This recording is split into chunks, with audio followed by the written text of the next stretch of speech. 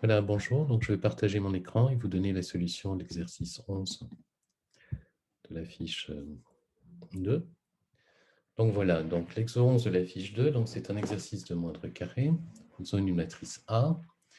Donc, il y a deux colonnes, 1, 0, 1, 0, 1 et 0, 1, 1. Donc, j'appelle les colonnes de la matrice A. Je les appelle V1, V2. Vous observez que V1, V2 forment une famille libre de vecteurs. Ensuite, on se donne B qui vaut 1, 1, 1, donc c'est un vecteur de R3. Et le but du jeu, c'est de trouver la solution du système S, qui est A, x1, x2 égale B par moindre carré.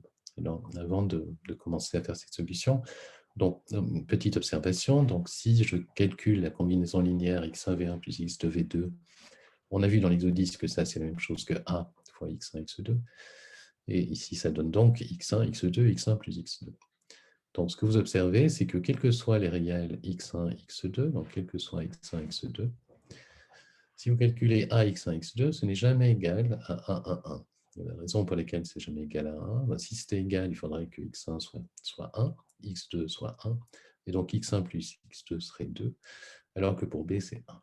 Donc, en clair, le système S, ici, n'admet pas de solution exacte. Par contre, il admet une solution approchée par moindre carré, et on avait vu en cours, et on a vu dans l'exercice 10 qui précède, donc on a vu que la forme, l'expression de la solution par moindre carré, c'était x1, 0, x2, 0,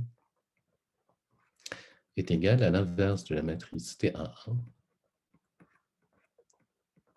fois TA fois B, c'est-à-dire 1, 1, 1. Donc cette solution, pour l'obtenir, je vais calculer TA1, donc que vaut TA1. Vous voyez que TA1, c'est la matrice 1, 0, 1, 0, 1, 1, fois A, c'est-à-dire 1, 0, 1, 0, 1, 1.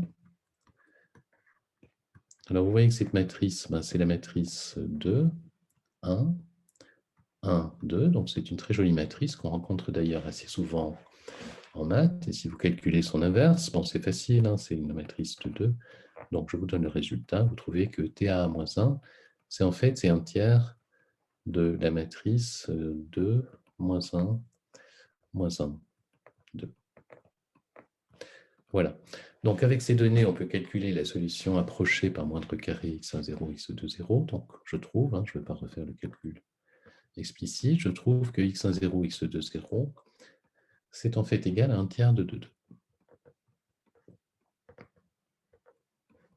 Donc voilà, donc ça répond à la première partie de l'exercice. Donc on a tout d'abord un système donc qui n'a pas de solution exacte, mais qui a une solution approchée par moindre carré, dont la valeur ici, c'est un tiers de 2.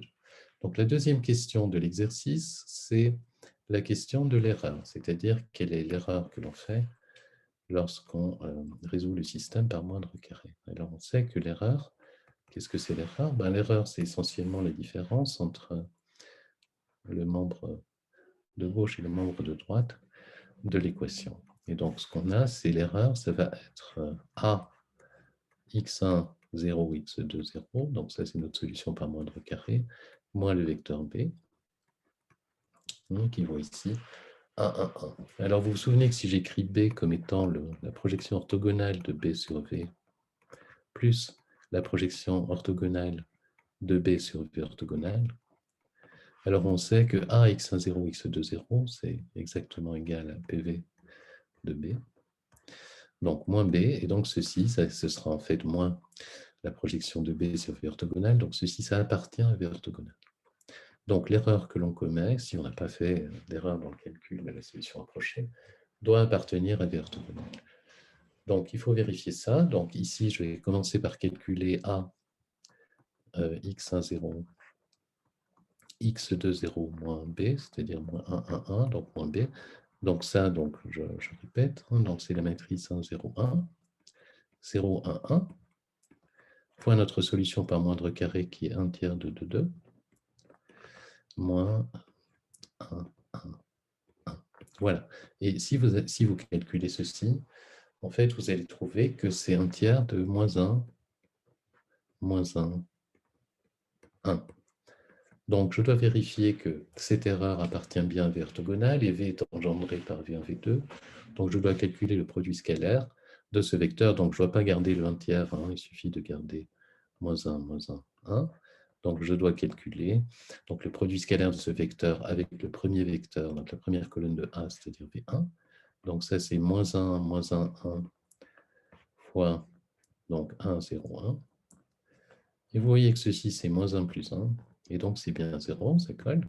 Et si vous faites la même chose avec le vecteur V2, donc la deuxième colonne de 1, donc vous allez obtenir moins 1, 1, fois, donc ici, j'ai la deuxième colonne de 1, donc c'est 0, 1, 1.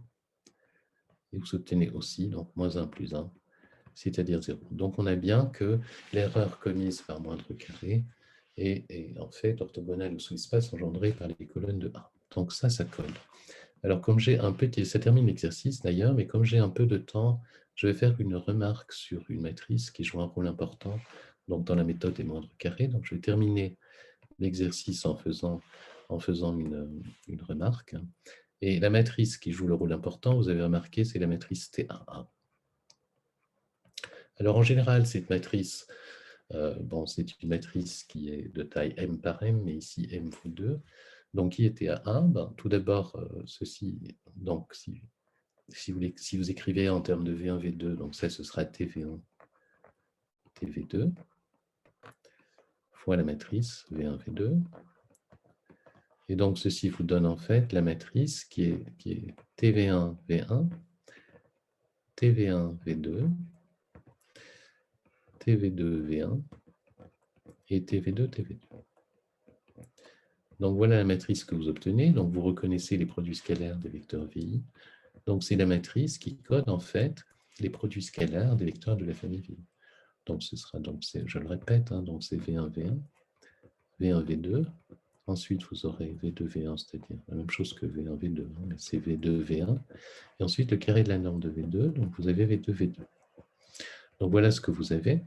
Et cette matrice s'appelle la matrice de Gram. Donc, la matrice de Gram. C'est une matrice qui joue un rôle important, on le verra dans des exercices plus loin dans le cours. Et en fait, il se fait que la matrice de Gram est inversible. Donc, cette matrice, elle est inversible si et seulement si la famille des VI est libre.